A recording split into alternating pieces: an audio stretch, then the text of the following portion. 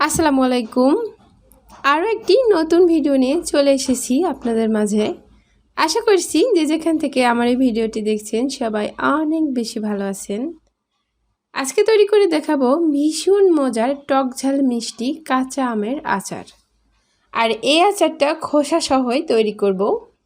এখন যেহেতু চলছে কাঁচা আমের ভরপুর মৌসুম, তো আম ফুরিয়ে যাওয়ার আগেই তৈরি করে নিতে পারেন এই মজাদার আর লোভনীয় আচারটি। তো চলুন তাহলে আর কথা না বাড়িয়ে আচারটি তৈরি করে নিই। এখানে আমি 1 কেজি পরিমাণ কাঁচা আম নিয়েছি আর আমগুলোকে কেটে নিয়েছি 4 টুকরো করে। আপনারা আপনাদের পছন্দ মতো কেটে নিতে পারেন। আর আমের পিছনের দিকে যে এভাবে হালকা করে কেচে নিয়েছি। এভাবে আমের পিছনে কেচে নিলে মশলাটা খুব ভালোভাবে ভিতরে ঢুকে যাবে। আর আমটা অবশ্যই আঁটিসহ নেওয়ার চেষ্টা করবেন, এতে করে আচারটা বানানোর সময় আমটা গলে যাবে না। তো এবার এর মধ্যে দিচ্ছি স্বাদ মতো লবণ, হাফ চা চামচ হলুদের গুঁড়া ও হাফ চা চামচ লাল মরিচের গুঁড়া। এখন হাত দিয়ে মশলাগুলো খুব ভালোভাবে আমের সাথে মিশিয়ে নিব। চেষ্টা করবেন আমটা হাত দিয়ে খুব সুন্দর করে মাখাতে, এতে করে মশলাটা আমের গায়ে খুব ভালোভাবে লেগে থাকবে। তো মেশানো হয়ে গেলে একটা ছড়ানো পাত্রে আমগুলো বিছিয়ে নিব। যেহেতু এর মধ্যে লবণ দিয়েছি একটু পানি ছাড়বে, তাই রোদে দিয়ে শুকিয়ে নিব। 2 ঘন্টা মতো রোদে দিয়ে শুকিয়ে নিব। আপনাদের কাছে রোদের ব্যবস্থা না থাকলে ফ্যানের নিচে দিয়েও শুকিয়ে নিতে পারেন।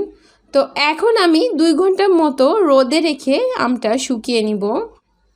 এবার একটা মশলা রেডি করে নিব। প্রথমে প্যানে দিয়ে দিচ্ছি 4 থেকে 5টি শুকনো মরিচ। তো শুকনো মরিচটা কিছুক্ষণ ভেজে নিব।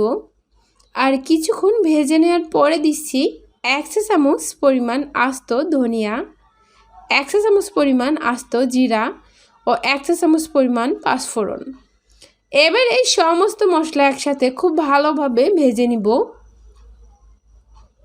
তো খুব বেশিক্ষণ ভাজা লাগবে না, অল্প কয়েক মিনিট ভাজার পরে দেখবেন যে খুব সুন্দর একটা ঘ্রাণ ছড়িয়ে পড়েছে। তখনই চুলা থেকে নামিয়ে নিতে হবে। তো বেশি ভাজলে এটা তেতো হয়ে যায়, তাই বেশি ভাজা যাবে না। তো এই মশলাটা ঠান্ডা হওয়ার পরে আধা ভাঙা করে গুঁড়ো করে নিব। ফিরে আসলাম প্রায় 2 ঘন্টা পর।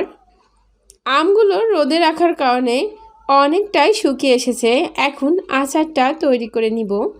এর জন্য একটা পাত্রের মধ্যে দিয়ে দিচ্ছি 1 কাপ পরিমাণ সরিষার তেল। তেলটা গরম হয়ে আসলে দিচ্ছি 1 চা চামচ পরিমাণ পাঁচফোড়ন। পাঁচফোড়নটা তেলের মধ্যে অল্প কিছুক্ষণ ভেজে নিব। ভাজা হয়ে গেলে দিচ্ছি 1 চা চামচ পরিমাণ আদা বাটা ও 1 চা চামচ পরিমাণ রসুন বাটা। তো আদা রসুনের কাঁচা গন্ধটা দূর করার জন্য 1 মিনিটের মতো ভেজে নিব। আদা রসুনটা ভাজা হয়ে গেলে তেলের মধ্যে আমগুলো দিয়ে দিচ্ছি। আমগুলো তেলের মধ্যে মিনিট 5 মতো ভেজে নিব।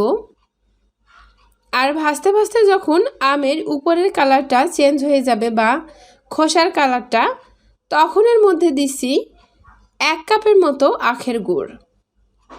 আপনারা চাইলে এর মধ্যে গুড়ের পরিবর্তে চিনিও অ্যাড করতে পারবেন।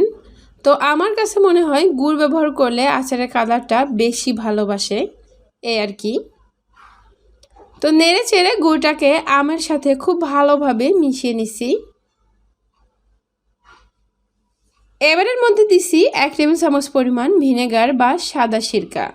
এই ভিনেগারটা অবশ্যই দেওয়ার চেষ্টা করবেন, তাহলে আচারটা অনেক দিন পর্যন্ত সংরক্ষণ করে খেতে পারবেন। তো খুব বেশি নাড়াচাড়া করার প্রয়োজন নেই। যে গুড়টা দিয়েছি এটা একটু ঘন করে নিব। আর আমরা তো সবাই জানি আমটা খুব দ্রুত সেদ্ধ হয়ে যায়। এবার আগে থেকে গুঁড়ো করে রাখা মশলাটা অ্যাড করে দিচ্ছি। তো মশলাটা দেওয়ার পরে দেখবেন যে আচারের কালারটা চেঞ্জ হয়ে যাবে এবং আরও বেশি সুন্দর হয়ে যাবে। তো আচারটি আরও মিনিট 5 জাল করব। আর অনেক বেশি নাড়াচাড়া করা যাবে না। তো আচারের ঘনত্বটা কেমন হবে আমি দেখিয়ে দিচ্ছি, দেখতেই পাচ্ছেন ঘনত্বটা কেমন হয়েছে। এটা কিন্তু ঠান্ডা হওয়ার পরে আরও বেশি ঘন হয়ে যাবে। এই আচারটাকে আমি এই অবস্থাতে নামিয়ে নিব।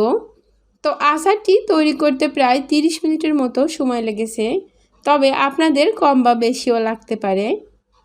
তো আচারটা ঠান্ডা হওয়ার পরে ঢেলে নিয়েছি। এখন এটাকে আপনারা কোনো কাচের বয়মে ভরে বছর জুড়ে সংরক্ষণ করে খেতে পারবেন। তো আশা করছি আচারের রেসিপিটি আপনাদের কাছে ভালো লেগেছে আর সহজও লেগেছে। ভালো লাগলে লাইক কমেন্ট শেয়ার করে নিয়মিত চ্যানেলের সাথেই থাকবেন। এতক্ষণ সঙ্গে থাকার জন্য অসংখ্য ধন্যবাদ। আজ এখানেই বিদায় নিচ্ছি। আল্লাহ হাফেজ।